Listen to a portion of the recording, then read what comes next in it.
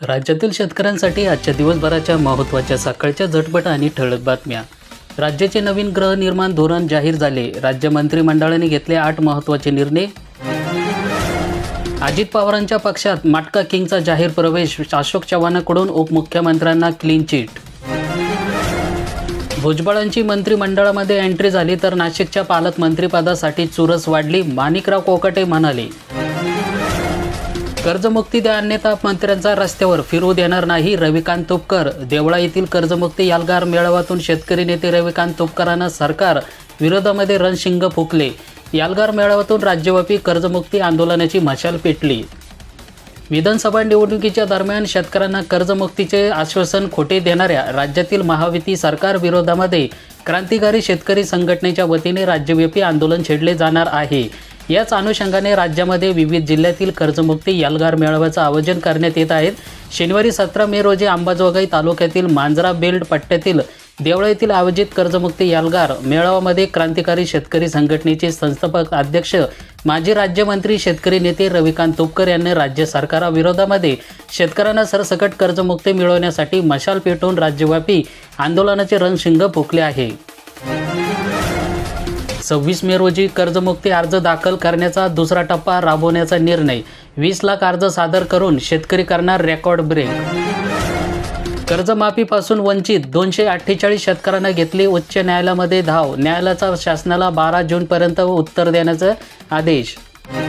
राज्यव्यापी कर्जमुक्ती आंदोलनाची मशाल पेटली तर कर्जमुक्ती द्या अन्यथा मंत्र्यांना रस्त्यावर फिरू देणार नाही। रविकांत तुपकर। पीक विम्याचे 18 कोटी रुपये शेतकऱ्यांच्या खात्यामध्ये वर्ग करण्यात आले। हंगामी खरीपासाठी शेतकऱ्यांची खर्चासाठी मोठा दिलासा। गेल्या वर्षी खरीप हंगामामधील येवला तालुक्यातील सर्वच गावांमध्ये अतिवृष्टीचे नुकसान झालेले होते। या नुकसानीपोटी 8203 दावे शेतकऱ्यांना ऑनलाईन पद्धतीने दावे दाखल केलेले होते।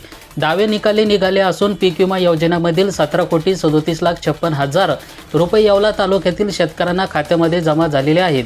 ओरिएंटल विमा कंपनी, कृषी खाते आणि शेतकरी यांच्या संयुक्त समितीने पाहणी करून नुकसान निश्चित न केल्यामुळे अनेक मुदत निघून गेल्याने पीक विम्याच्या लाभापासून नुकसानग्रस्त शेतकरी वंचित राहणार अशी परिस्थिती निर्माण झाली होती। मात्र जागरूक शेतकऱ्यांना ही बाब जिल्ह्यामध्ये संघर्ष समितीचे भगवतराव सोनोने यांच्या निर्देशामध्ये आणून दिल्यानंतर सोनोने यांना प्रजासत्ताक दिनी अधिकाऱ्यांच्या हस्ते ध्वजारोहण आंदोलन होऊ न देण्याचा इशारा यावेळी दिला होता।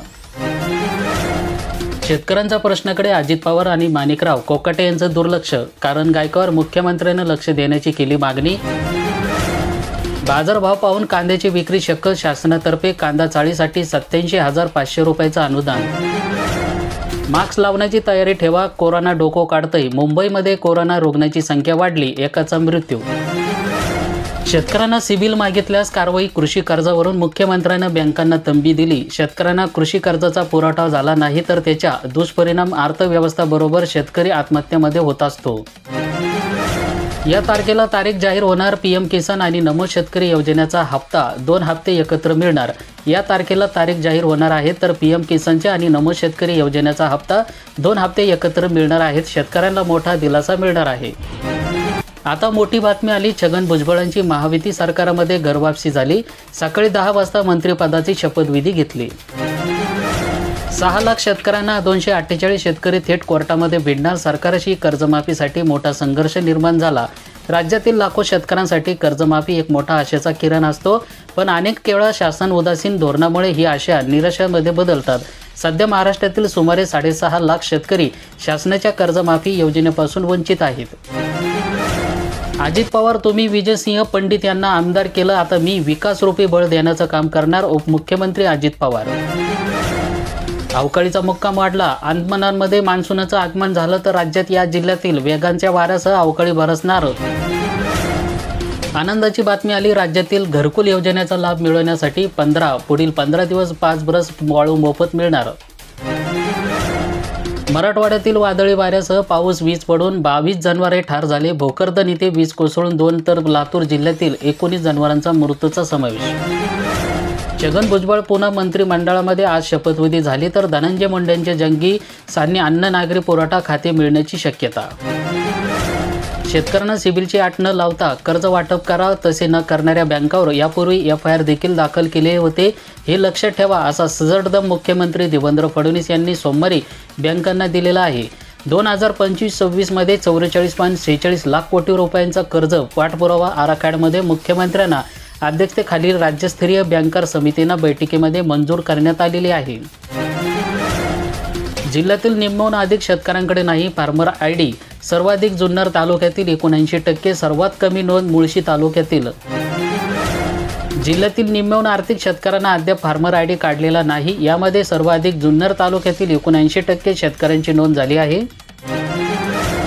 जिल्ह्यात बोगस बियाणे खत विक्रेत्यावर कारवाईसाठी 10 भरारी पथके तयार. कृषी विभाग कारवाईसाठी सज्ज. संबंधित व्यापाऱ्याविरोधात थेट गुन्हे दाखल करण्याचे अधिकार. बियाणे खते लिंकिंगबाबत सरकार करणार कायदा. अजित पवार यांची पत्रकार परिषदेमध्ये माहिती. 575 कोटी रुपये जिल्हा नियोजनाचा आराखडा सादर. विकास कामांचा कृषी विभागानं घेतला आढावा. निराधारांना 5 महिन्यापासून मानधन मिळेना. लाभार्थ्यांची तहसील बँकामध्ये चक्रा. शेतकऱ्यांना स्वतःकडील उपलब्ध सोयाबीन बियाण्याचा वापर करावा. 75 ते 100 मिलीमीटर पाऊस झाल्यानंतरच पेरणी करावी. वारंवार वीज पुरवठा खंडित झाला तर नागरिकांना मनस्ताप. शिवसेनेला आक्रमक. नियमित वीज पुरवठा न झाल्यामुळे आंदोलनाचा इशारा. ऐन हंगामाच्या तोंडावर जिल्ह्यातील कृषी सहाय्यकांना पुकारले आंदोलनशास्त्र.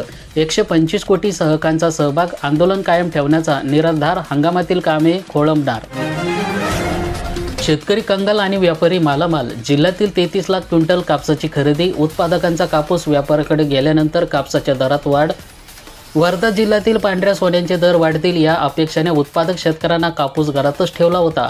मात्र दर सातत्यानं कमी होत असल्यामुळे विद्यमान स्थितीमध्ये अडकलेल्या जवळपास 90% शेतकऱ्यांना कापूस मिळेल त्या भावामध्ये विकून टाकला. कापूस विक्री झाल्यानंतर दरात सुधारणा झाल्याने शेतकऱ्यांकडून संतप्त व्यक्त केला जात आहे. जिल्ह्यातील आतापर्यंत 33,13,000 क्विंटल कापसाची खरेदी केली आहे. यामध्ये सर्वाधिक कापूस शेतकऱ्यांना खाजगी व्यापाऱ्यांना विक्री केलेला आहे. हमीभाव खरेदीमध्ये येणाऱ्या अडचणी लक्षात घेता खाजगी व्यापाऱ्यांना प्राधान्य दिल्याचं दिसून येत आहे. तर शेतकऱ्यांना कापूस असताना त्यांना हमीभावापेक्षा कमी दर मिळाला. मात्र आता शेतकऱ्यांकडील कापूस व्यापाऱ्यांच्या गोदामात गेल्यानंतरच दरामध्ये काही प्रमाणात सुधारणा पाहायला मिळत आहे. पेरणीचा हंगाम तोंडावर आला. कृषी सहाय्यक संपावर गेले. मागणीकडे दुर्लक्ष. संपांचा होणारा हंगामावर परिणाम. कार्यालयासमोर आंदोलन सुरू. खरीपपूर्व मशागतीच्या कामांना गती. शेतकरी शेती कामामध्ये व्यस्त झाला. अवघ्या काही दिवसावर खरीप हंगाम. शेतातील काडी कचऱ्याची करण्यात येत आहे साफसफाई. मुख्यमंत्र्यांनी शेतकऱ्यांच्या हिताचं बघावं. गोकुळमध्ये राज्याचं राजकारण नसावं. रोहित पवार जो फॉर्म्युला ठरलाय त्याबद्दल नको. सत्तेज पाटील यांना अडचणीमध्ये आणण्यासाठी सुरू. शेतकऱ्यांचा आधारद्वारे ओळख पटवणार. जमीन मालकी सातबारे निश्चित केली जाणार आहेत. तर माहिती शेतकऱ्यांना आधार क्रमांक जोडून यामध्ये आदित्य शेतकरी ओळख क्रमांक फार्मर ID मिळणार आहे. कृषी विभागामार्फत राबवण्यात येणाऱ्या योजनांमध्ये लाभार्थीकरिता शेतकरी ओळख क्रमांक फार्मर ID अन्वय करण्यात आलेला आहे. तसेच ही पंचनामा राज्यामध्ये सुरू करताना पंचनाम्यामध्ये शेतकरी फार्मर ID असणे बंधनकारक आहे. ॲग्रीस्टॉक ही केंद्र सरकारची योजना आहे. या योजनेअंतर्गत शेतकऱ्यांना फार्मर ID दिला जात आहे, ज्यामुळे त्यांना विविध सरकारी योजनेचा लाभ घेता येतो. ॲग्रीस्टॉकमुळे शेतकऱ्यांची नोंदणी आणि ओळख करणे सोपे होईल, ज्यामुळे त्यांना विविध योजनेचा लाभ मिळू शकतो. खरीप तोंडावर आलं तर बँकांचं कर्ज वाटप 11.69%. जिल्ह्यातील खरीप पीक कर्ज वाटपामध्ये राष्ट्रीयकृत बँकांचा हात आकडता. हळदीला मिळाला विक्रमी दर. शेतकरी सुकावला. लोणार बाजार समितीमध्ये 13,400 रुपये प्रति क्विंटल हळदीला भाव मिळाला. लोणार कृषी उत्पन्न बाजार समितीमध्ये हळदीला किमान 13,400 रुपये प्रति क्विंटलचा उच्चांकी दर मिळाल्यामुळे परिसरातील शेतकऱ्यांमध्ये आनंदाचं वातावरण निर्माण झाले आहे. यामुळे हळदीची विक्री करण्यासाठी शेतकऱ्यांची बाजार समितीकडे मोठ्या प्रमाणात ओढा वाढला असून बाजार परिसरामध्ये हळदीच्या पोत्याचं ढीग साचले दिसून येत आहेत. या दरवाढीमुळे शेतकऱ्यांचा आत्मविश्वास वाढला असून त्यांना मेहनतीचं चीज झाल्याचं समाधान मिळत आहे. कृषी सहाय्यकांचा संप मिटाना. खरीप व्यवस्थापनावरील संकट हटेना. शेतकऱ्यांच्या अडचणी वाढल्या. संपामुळे विविध कृषी योजनेचं अंमलबजावणी कार्य ठप्प. कर्जमुक्ती द्या अन्यथा मंत्र्यांना रस्त्यावर फिरू देणार नाही. रविकांत तुपकर. देवळा येथील कर्जमुक्तीसाठी एल्गार मेळाव्यातून शेतकरी नेते रविकांत तुपकर सरकार विरोधामध्ये रणशिंग फुंकले. शेतकऱ्यांची भाववाढीची प्रतीक्षा संपेना, भावात आणखीन घसरण सुरूच. जिल्ह्यातील बाजार समित्यामधील चित्र, तूर उत्पादक शेतकऱ्यांच्या पदरी मात्र निराशा कायम. आज आणि उद्या भाववाढ होईल या आशेवर शेतकऱ्यांना तूर विक्री केली नाही, परंतु भाववाढीची प्रतीक्षा संपत नसून मागील 4 दिवसांमध्ये भावात आणखीन घसरण झाल्याचं जिल्ह्यातील बाजार समित्यामध्ये पाहायला मिळत आहे. परिणामी तूर उत्पादक शेतकऱ्यांच्या पदरी मात्र निराशाच येत आहे.